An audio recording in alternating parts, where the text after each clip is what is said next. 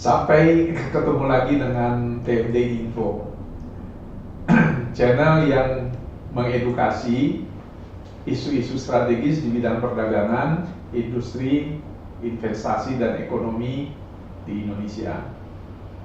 Pada hari ini kita sangat beruntung bertemu dengan dua narasumber yang sangat capable. Ibu Rosdiana yang pernah menjadi pejabat tinggi di Kementerian Perdagangan dan juga di Kementerian Pertanian, dan Ibu Pratnya. Ibu Pratnya juga sekarang masih menjabat sebagai fungsional di Kementerian Perdagangan. Kita melihat bahwa saat ini masalah utama di bidang ekspor kita adalah banyaknya trade barrier yang dihadapi oleh eksportir kita dalam memasuki pasar ekspor di luar negeri. Misalnya mengenai standarisasi di Australia, juga adanya hambatan-hambatan barrier di Amerika, bahkan di Uni Eropa kita banyak menghadapi hambatan. Nah, pada saat ini kita akan mendengar bagaimana hambatan-hambatan tersebut di negara-negara tujuan ekspor kita, dan juga agar kita memahami bagaimana pemerintah bisa menanganinya, membantu eksportir kita di dalam menangani trade barrier. Oleh karena itu, mari kita dengan Ibu Rosdiana dan Ibu Pratnya. Mungkin Ibu Rosdiana dulu, silakan Bu. Terima kasih. Sebetulnya saya dengan Ibu Pratnya kita bersama-sama menangani beberapa trade barrier ya. Trade barrier yang kita rasakan sangat berat ya, yaitu perubahan kebijakan EU ya. Seperti kita ketahui, untuk komoditi-komoditi tertentu itu kita banyak mengekspor ke EU yang sebetulnya head to head dengan apa yang kita ekspor ke Cina ya. Dan Cina itu juga membeli dari Indonesia, kemudian memprosesnya, menjual kembali kepada EU ya, termasuk nikel yang begitu kan. Tetapi EU juga itu based on the regulation, dia plan far ahead untuk semua regulation dia, sehingga dia dengan mudah bisa mengenakan aturan-aturan yang memberatkan bagi yang mereka yang mau memasuki pasar ya. Kalau kita menyebutnya sebagai Brazil effect ya. Brazil effect itu adalah sesuatu yang dikenakan di negara itu, tapi terkena juga kepada mereka yang terkait perdagangannya kepada mereka. Memang agak sulit menerapkan sesuatu yang sebetulnya sudah dituliskan sesuai dengan undang-undang mereka, tapi kita harus mengikutinya. Nah, kalau kita lihat pasar kita, pasar Eropa, pasar Amerika, kalau pasar Amerika memang sulit sekali kita memasukinya, apalagi untuk sawit. Biodiesel itu, waduh, itu betul-betul administrasinya betul-betul berat sekali. Kita harus menyewa lawyer untuk supaya bisa masuk pasar itu.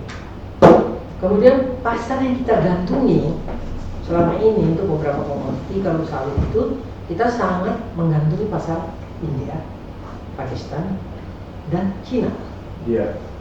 Tetapi India sekarang mengatakan kami kurangi pembelian dari Indonesia karena terlalu banyak pungutan, ini nggak kuat gitu.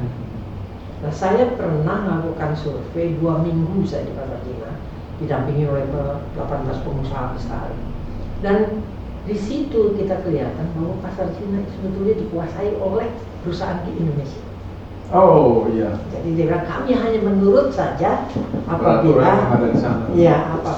perusahaan ini mengatakan ini harus begini, karena kami sangat memerlukan minyak sawit itu. Ya.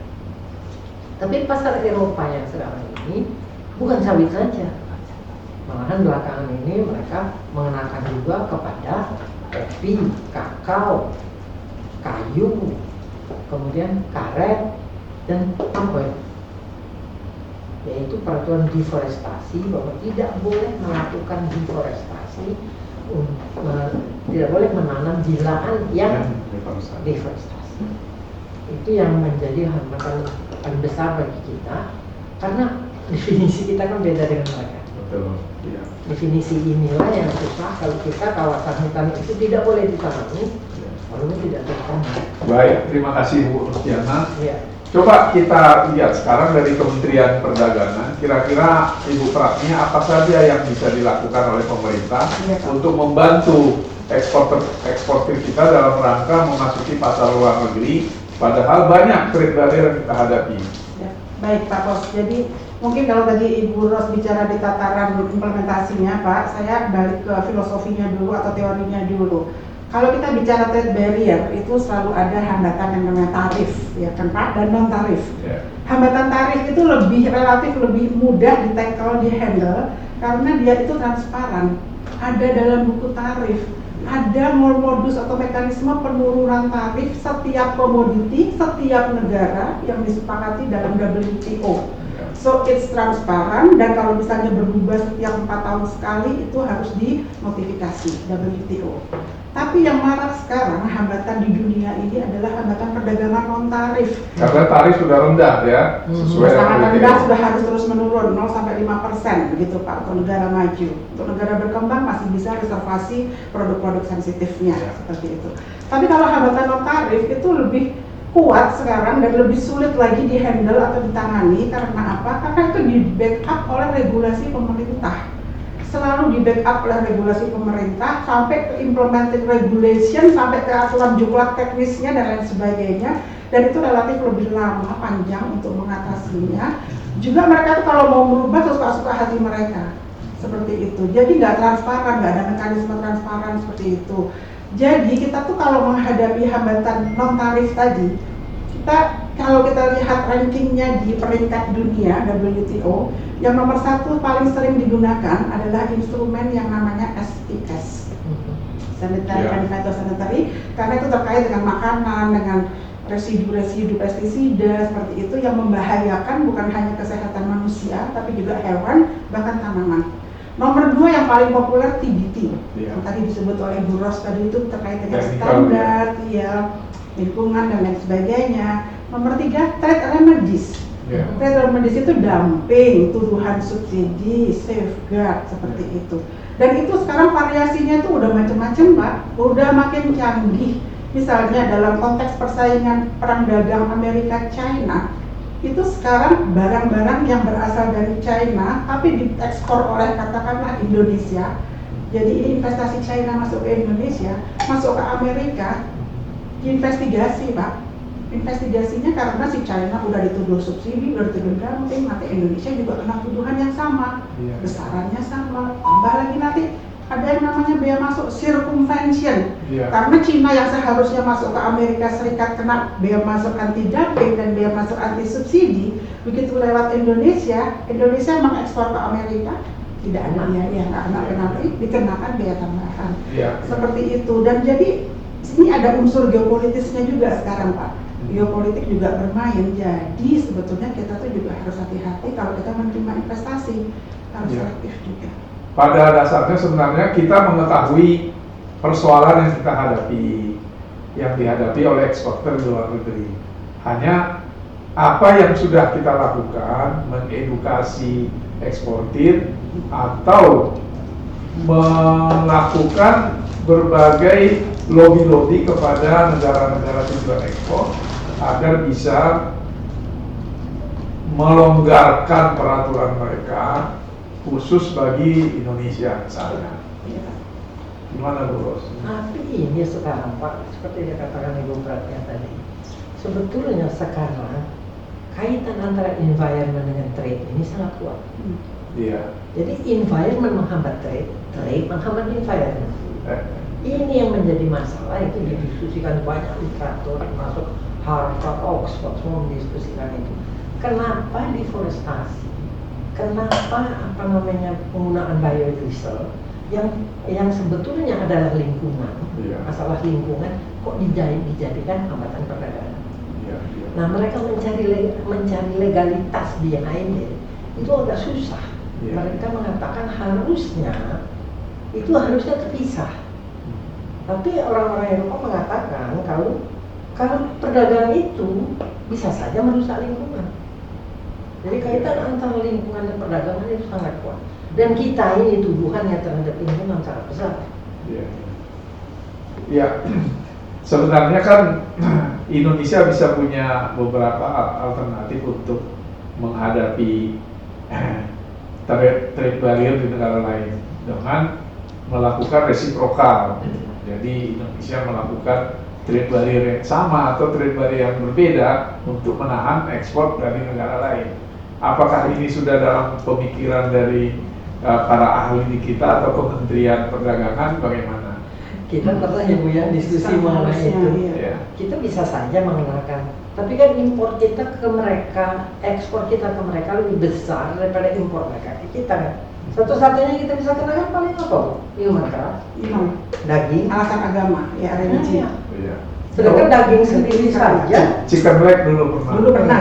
Nah, chicken leg itu kebetulan saya yang terlibat.